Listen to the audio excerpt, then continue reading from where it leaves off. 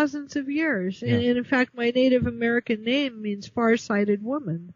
So, again, when the one thing I do when the journalists do begin to cover this, because this has been, I believe, subject of a huge media blackout except for you, and I just cannot express to you how grateful I am that you get it, and that you're not scared, and that you're not controlled or intimidated by these guys. That's right. Thanks, Sandy.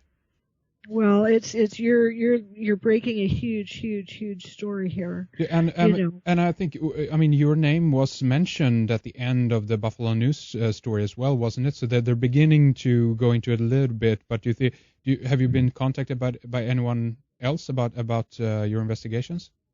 No. Nothing so far, huh? No. And I've pitched this. Yeah. I've pitched it to ProPublica. I pitched it to Huffington Post. I've pitched it all over. Nothing. And so I have always thought that this would break out of Europe because of European investigations into the negative influence of Freemasonry and the influence peddling that they seem to do, which is negative. And so I'd like to be able to probably come over maybe this winter after my narrative is done and go on book tour over there and talk and maybe come up and say hi. Absolutely, yeah, would love to have you. How's the book coming along, by the way? Do you know when it will be out, or things I hope into place? It will be out in September, and this is why. This comes down to kind of the synchronicity, and there's so much synchronicity at this very point with, the indictment in Brazil, the sentencing of John Trowbridge, your interview with me right now, and what's happening in September is Dan Brown's new book. His movie, just Angels and Demons, just came out. I saw it and I really liked it. Okay, really? But he has a new book coming out about Robert Langdon on an adventure in Washington, D.C., and apparently Langdon discovers that Washington, D.C. is nothing but a monument to Freemasonry. And so hopefully when that comes out, I'll be able to have a narrative of Shriner's Shame out that's more understandable and more kind of like how I'm talking to you now, but how I would write it. Because, his stuff is fiction and mine is not.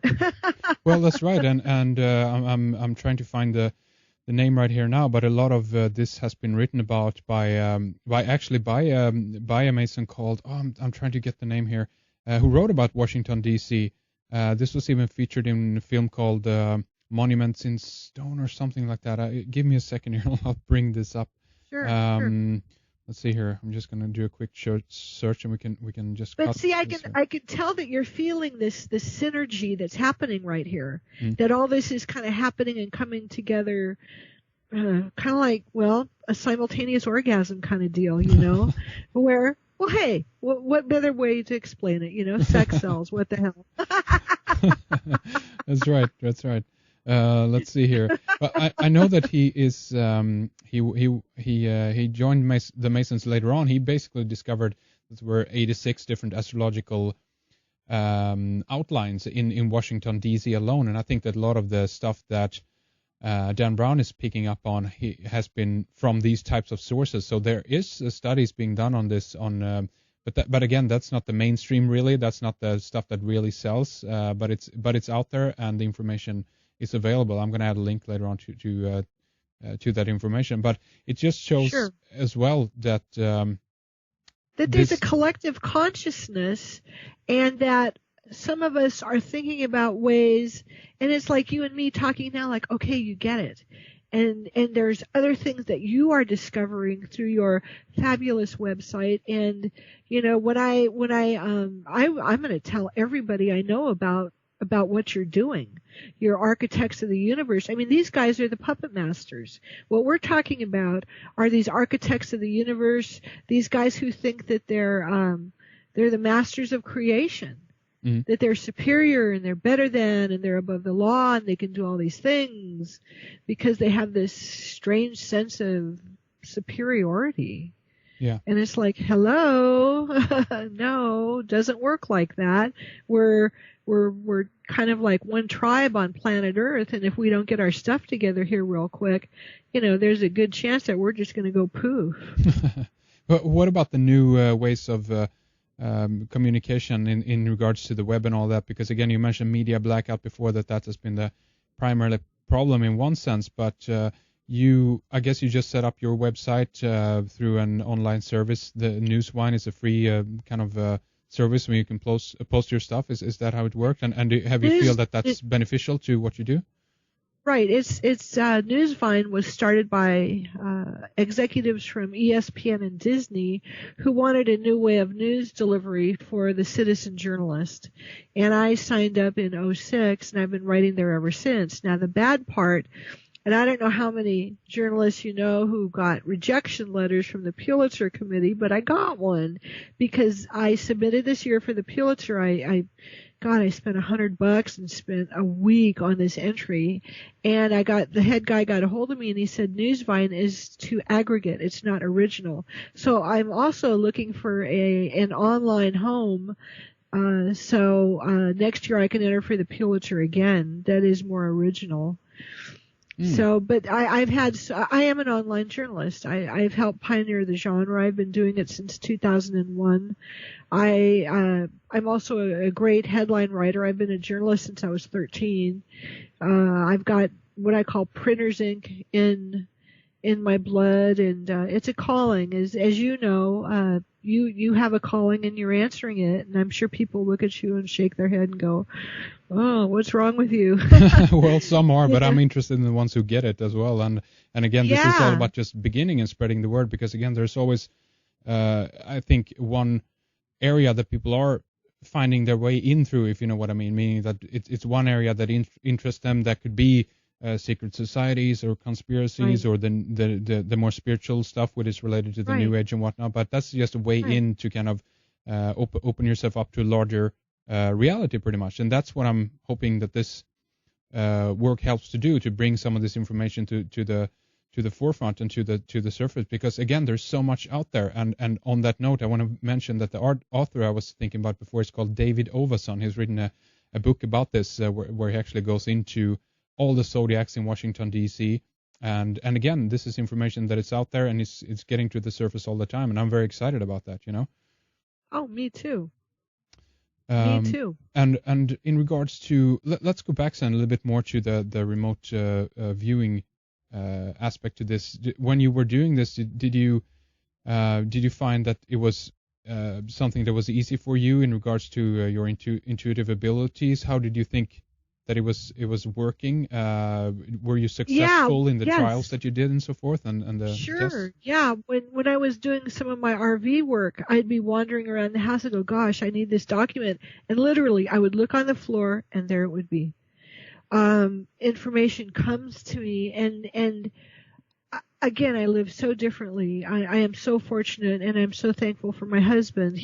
We've been together almost 30 years, and he has supported me, and he's allowed me to do this. Not by saying, even when our kids were still home, I started writing, and I would talk to them about this stuff, and even some UFO stuff. I went to see a guy named Robert Morningsky who talked about man's extraterrestrial origins in terms of the Anunnaki coming down to Samaria. In fact, I met Zecharia Sitchin. I have books signed by him. And this actually could be the origins of Masonry.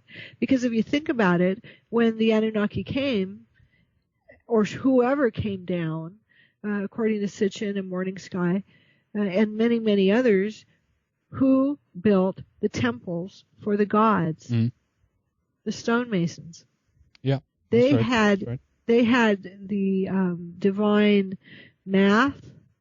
They knew physics. They knew all this stuff. And you look at it all in Mesopotamia, and poof, there was Samaria.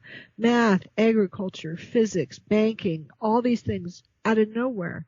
And so this is my theory, as strange as it is, that is the origins of Masonry way back then. And these guys thought they had all this sacred geometry and all this magic knowledge from the Anunnaki, and that's why they were killed.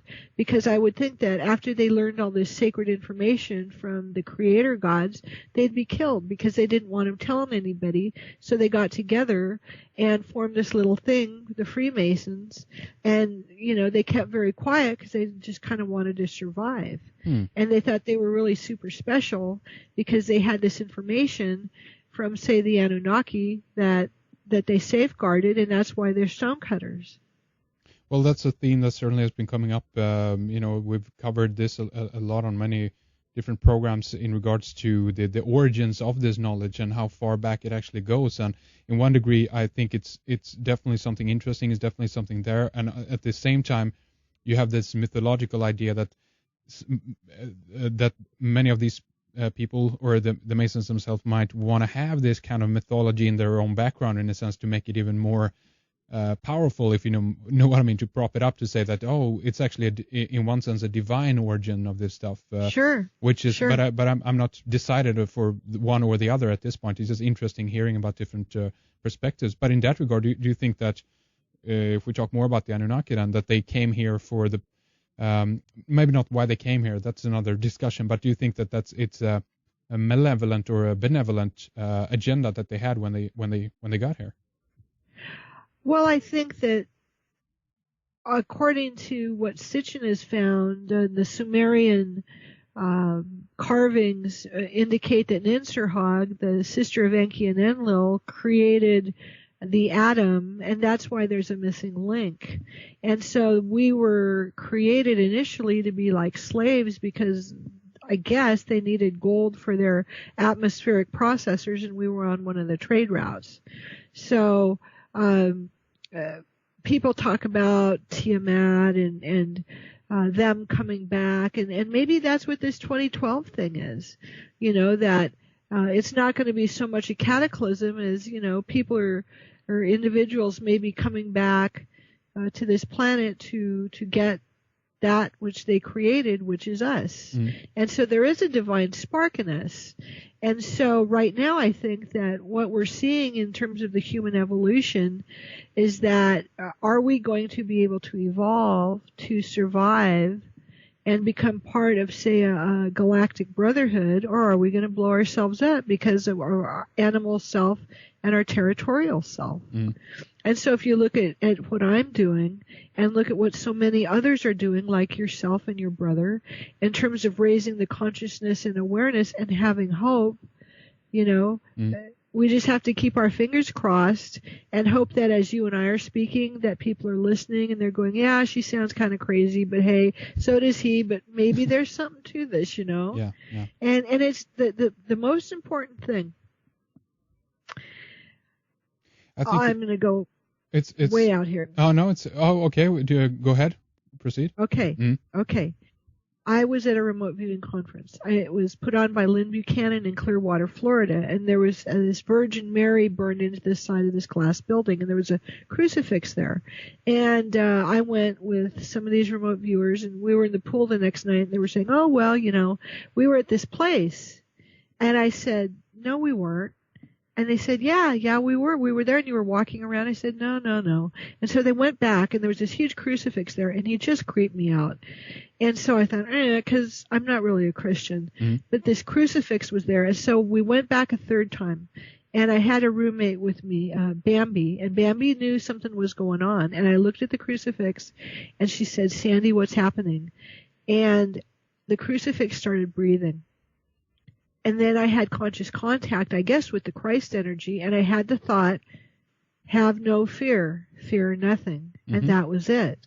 And so what the ultimate message, and I think I see you as the same type of individual who has no fear, who is out there doing what you believe, that which is passionate to you and your brother and to your supporters and your subscribers and to everybody else that you're going to affect in a positive and negative way, because there is balance. But the most important thing is to not have any fear. And it is fear that will kill us. I'm scared they're going to attack us. I'm scared I'm going to get the swine flu. Modern media today is nothing but a body count. That's right. I'm on the board of the Society of Professional Journalists here in the Western Washington professional chapter. And the state of our industry right now is just going down the toilet. Yeah.